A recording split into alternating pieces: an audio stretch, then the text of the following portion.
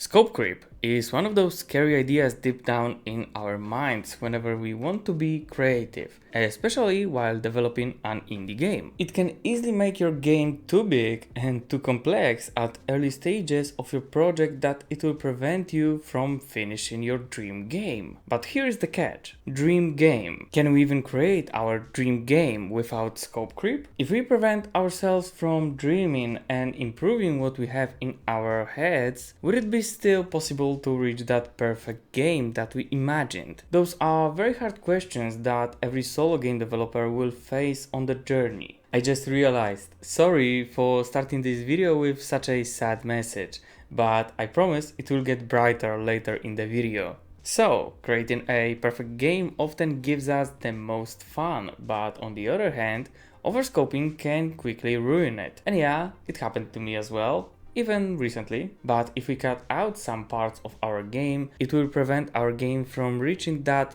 perfect form. And it's totally natural that whatever your first idea about the game was, it will evolve into something else, and often something bigger, because your point of view will slightly change. Let's say for an example that after creating a movement system, you accidentally got from double jumping to climbing feature. Don't ask me how. And you are so happy with that result that you want to make it a bigger part of your game. Double jumping evolved into the climbing, so why not adding more places where that mechanic could be involved? And that's how the scope of our game just increased as you got a bit further into the development line. And you didn't even thought about it before because you couldn't know that this feature would even exist. Every aspect of your game can easily change, especially when you will reach the point of creating this exact feature. Another example could be that you lost 10 hours on creating a logic for dialogues in the game,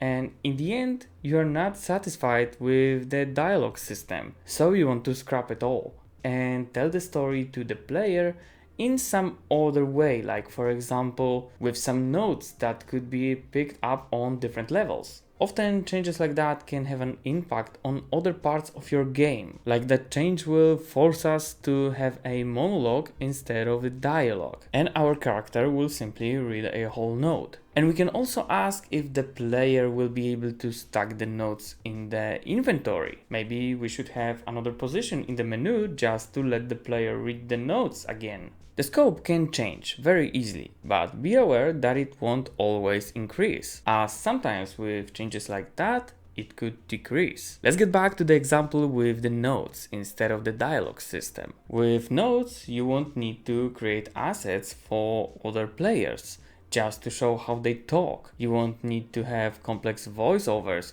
for every character, as every note could be voiced over with your main character as this character reads the note. So that makes it way simpler. Also, instead of keeping the notes in the inventory, your character could simply interact with the note, and then the note will still be in the exact same spot, instead of going into inventory or having a separated place to read notes. If the player is interested enough to check the note again, why not interacting with it for the second time? And as in this example, you can see that the same problem could be solved in a way that increases the scope and also in a way that would decrease the scope. Often the second way leads away from the perfection, but it makes the game more likely to be finished in a reasonable time period. Finding ways that can solve your issues and be a quick win can push your game forward.